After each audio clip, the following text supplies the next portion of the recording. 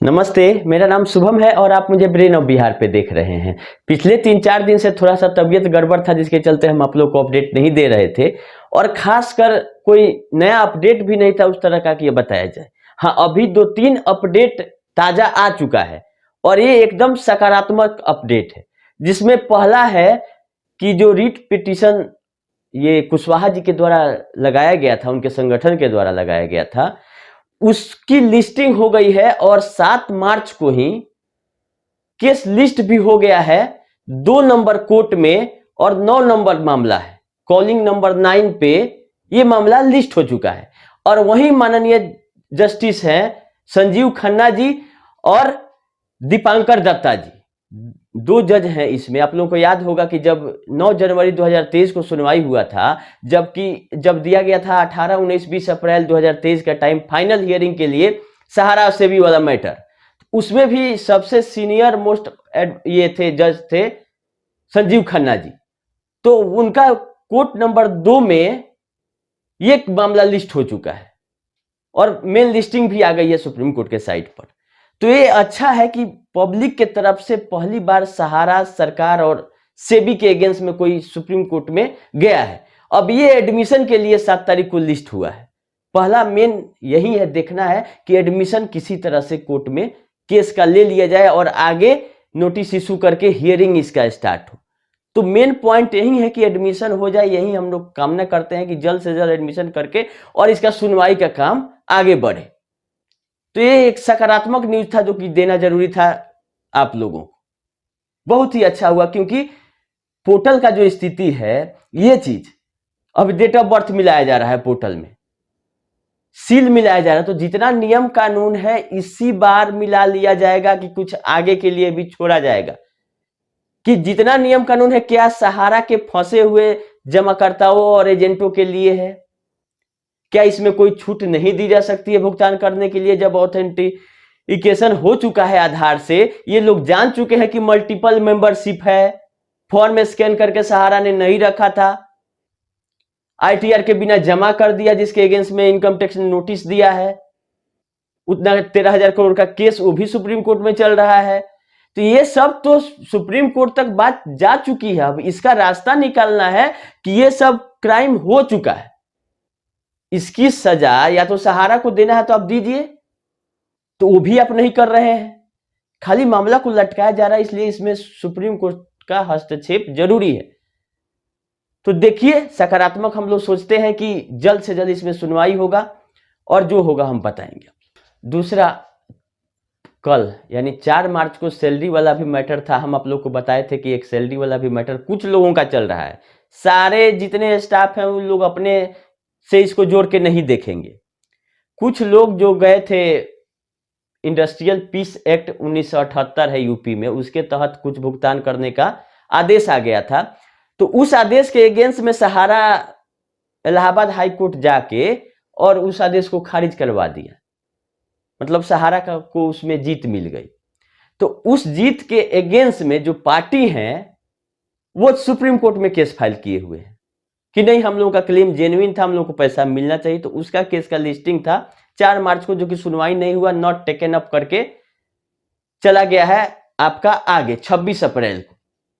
तो एक इंफॉर्मेशन है जो कि हम आप लोग को बता देते हैं कि इसमें क्या होता है, देखने वाली बात है। अब जितने लोग इसमें जुड़े हुए होंगे उतने लोगों का इस केस से मतलब रहना चाहिए। ऐसा नहीं है कि ऐसा कुछ आदेश आएगा कि जितने स्टाफ हैं सहारा ग्रुप के सबका अगर सैलरी बाकी है ये उसका निष्पादन हो जाए तो बहुत अच्छा, लेकिन हमको नहीं लगता है कि इससे होगा। हाँ, एक रास्ता मिलेगा कि इस केस में क्या होगा, इसके जजमेंट को आप कहीं दे के अपना केस या क्लेम कर सकते हैं ताकि पैसा सहारा से निकल सके, क्योंकि स्टाफ लोग भी बहुत ज्यादा फंसे हुए हैं तनख्वाह नहीं मिलने के कारण। ये हो गया सैलरी वाला मत। अगला है क्यूसप पे भी हमको लमसम 1 करोड़ का क्लेम लोगों का आ गया है। 10-11 आदमी ने हमको भेजा है जिसके अपने जमाकर्ता भी हैं और उनका अपना भी है। तो सब मिला के हमको 100 लोगों की जरूरत थी और 1 करोड़ क्लेम की। तो 112-120 के आसपास लोगों का हमारे पास डाटा आ गया है कि हम लोग 112 लोग हैं और सब मिला के लमसम 1 करोड़ का क्लेम हो जा रहा है जमा अमाउंट। और सहारा क्यूसप यूनिक प्रोडक्ट रेंज लिमिटेड में जिसका है उसी को हम काउंट करेंगे। और 13 मार्च को इसका सुनवाई है एनसीएलएटी में। उस 13 तक इंतजार करते हैं कि क्या उसका आदेश आता है। अगर उसका आदेश आता है कि हाँ कंपनी का वाइंडिंग अप या लिक्विडेशन या इंसॉल्वेंसी प्रोफेशनल के थ्रू क्रेडिटर का भुगतान होगा, तो हम लोगों को कुछ करने की जरूरत नहीं है। वो जो पब्लिक अनाउंसमेंट है उसी में हम लोग अपना फॉर्म भर के और क्लेम अपना कर लेंगे। लेकिन अगर इस डेट को आगे खींचा जाता है, कुछ इसमें सेटलमेंट होता है, तो फिर हम लोग को फ्रेश क्लेम क्यू सब के लिए एनसीएलटी में जाना है, जिसका हम लोग एक तैयार कर रहे हैं कि जो लोग हमारे साथ मिल के करना चाहते हैं, ताकि एक्सपेंस कम आए और ज्यादा लोग रहेंगे तो सब पे बर्डन कम आएगा और केस भी भारी होगा। तो ये रहा क्यूसॉप का अपडेट, और जैसा अपडेट रहेगा हम फिर आप लोगों को बताते रहेंगे। क्यूसॉप का जूम मीटिंग करके भी, इस वीडियो के डिस्क्रिप्शन में भी हम ग्रुप ज्वाइन करने का लिंक दे देते हैं कि आप लोग टेलीग्राम और व्हाट्सएप ग्रुप में जुड़ जाइए, और जो भी डाटा लोग हमको भेजते हैं वो पर्सनली ही भेजेंगे। जो ग्रुप में है वो पर्सनल नंबर मेरा उनके पास है, ग्रुप में कोई डाटा नहीं अपना इंटरनल शेयर करना है। अगला हम आ जाते हैं, आपका रीट पिटीशन ही हो ही गया, बेल वाला मैटर पे। बेल वाला में भी बहुत खेल हो रहा है। ये हो रहा है कि इस बार एडवोकेट साहब भी नहीं आए सहारा की तरफ से कोई, क्योंकि जैसे अभी प्रीपेड मोबाइल चल रहा है कि बैलेंस खत्म, आउटगोइंग इनकमिंग बंद, तो वहीं वकील साहब का कहीं बैलेंस खत्म हो गया होगा, जो फीस है वो वाला, तो नहीं अपीयर हुए।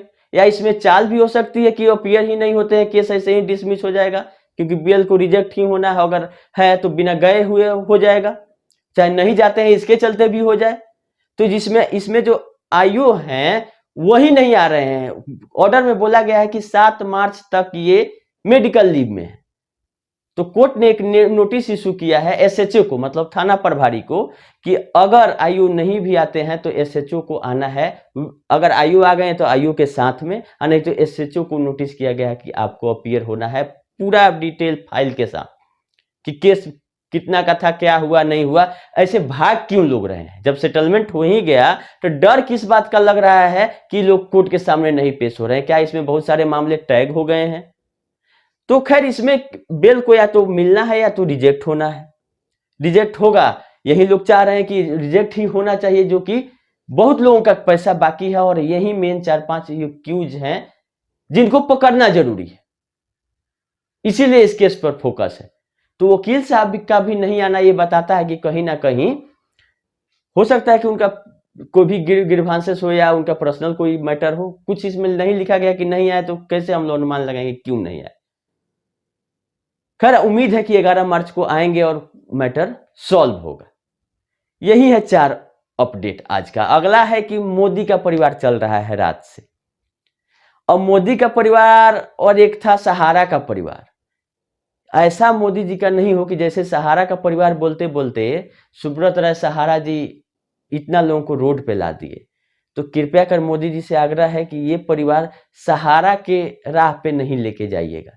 अच्छी बात है लोग लगा रहे हैं डीपी में कि मोदी का परिवार, कोई इसमें हमको दिक्कत नहीं है, लेकिन एक आदमी और बोला था अपना परिवार, जो कि परिवार का जो दुर्दशा कर दिया है, जो जमा करता है एजेंट है, उसका भगवान ना करे कि मोदी का भी परिवार का ऐसा हो। क्योंकि सारे देश के लोग मैक्सिमम जो मोदी समर्थक हैं वो लगा रहे हैं कि मोदी का परिवार के वो सदस्य हैं।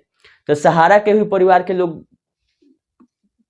White shirt black pant tie लगा के आते हैं कि सहारा इंडिया परिवार, और चाटुकारिता करते हैं। भले भी उनका भी पेमेंट नहीं दे सहारा, उनको भी जो लोग यूट्यूबर हैं उनके चलते जो ये सब होता है आंदोलन और पोर्टल आता है, तो सबसे पहले पोर्टल पे अप्लाई वही कर लेते हैं चाटुकार लोग। तो उनका स्थिति तो और खराब है। ऐसा नहीं है कि वो नहीं फंसे हुए हैं, लेकिन वो सुधरने का नाम नहीं लेते हैं। उनके दिमाग में बात जा नहीं रही है कि सहारा ने ठग दिया है, चाहे वो कोई हो, जमा करता हो, एजेंट हो, एम्प्लॉय हो, सबको ठग दिया। और इसमें खासकर कुछ लोगों को फायदा हुआ है, जो ऊपरी 50-100 लोग होंगे, बाकी कोई इससे खुश नहीं है।